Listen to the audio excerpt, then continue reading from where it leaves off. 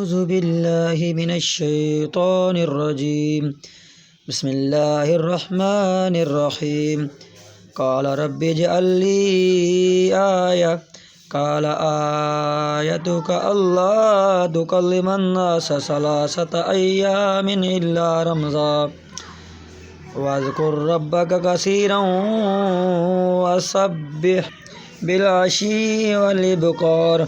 وإذ قالت الملائكة يا مريم إن الله اصطفاك وطهرك واصطفاك على نساء العالمين.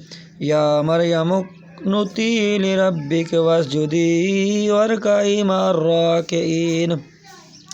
ذلك من أنباء الغيب نوحيه إليك وما كنت لديهم إذ يلقون أقلامهم أيهم يكفل مريم وما كنت لديهم إذ يختصمون.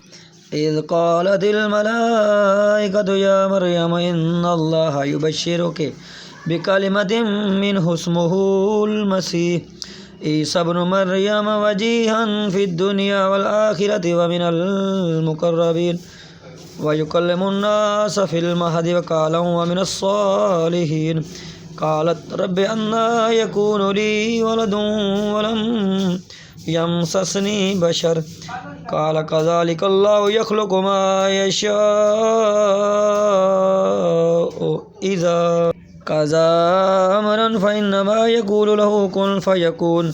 ويعلمهم الكتاب والحكمة والتوراة والإنجيل